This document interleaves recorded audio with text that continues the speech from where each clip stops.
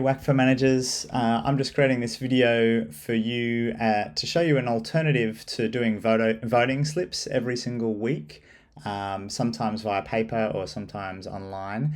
It's something we tried last season that worked pretty well. What we do is we send out a form twice in the season, once mid-season and once near the end of the season. We send it out to all parents just on WhatsApp. You can send them a nice link, which brings them to a nice Google form where they can do their votes once mid-season, once at the end of season. Because coaches normally vote every single week, we get them to vote 8 times mid-season and 8 times at the end, because there's 16 matches at the end of the season. So it's a little bit different to how we traditionally do voting slips, but it worked quite well for us because it was just really simple to do it all online. So it was very easy to manage, and parents got engaged because it was just easy to do. So if you want to know how to do it for your team, I'll just quickly show you now. It's pretty easy. Provided you have a Google account, you can just use your personal account, that's fine. You come into Google Drive, which you can normally find your Google apps up in this grid up here. You click Drive, and then when you create a new form, you'll be brought to a page like this.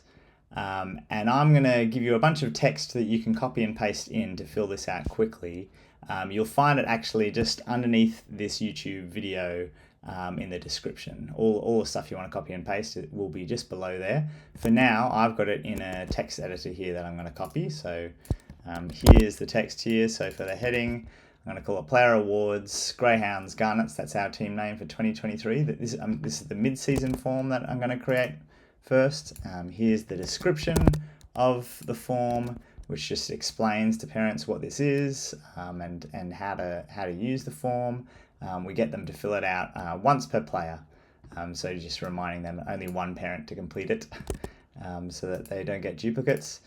Then you can copy and paste in your these are your 3 questions that you're going to copy and paste in. So here's the first question, and here's the description of that question.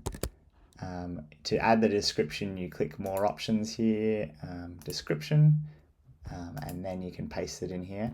I'm using keyboard shortcuts to paste, but you can right click and paste, and same with copy. Now this is where you actually give them the options. We're going to do multiple choice. So all you need is your list of players. I've just got 6 example players here. So if you copy, as long as they're just like this in a text file, with their first name, last name, 1 on each line. If you copy them and click here, you can just paste them in, or I'll just undo that. You can right click and paste them in like that, and it will add them all there neatly for you.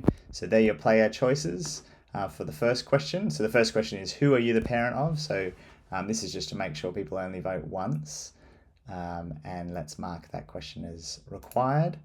And then there's only 2 more questions you need to add, which is really easy because you just duplicate this first one by clicking this button. So it's created a copy with all the same answers.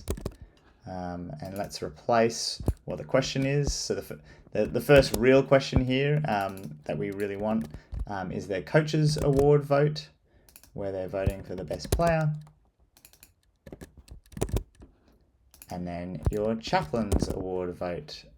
So let's duplicate this one again and copy and paste the question and the description for the chaplain's award vote.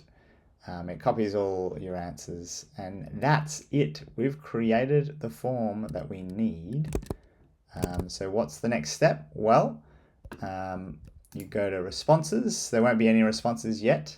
You're going to want to create a Google Sheet for the responses to go inside. So if you click link to sheets, you usually want to give your form a name first. So if we come back here, that's right. If you click here, it's going to just take your title as the form name, which is good for us. That's what we want.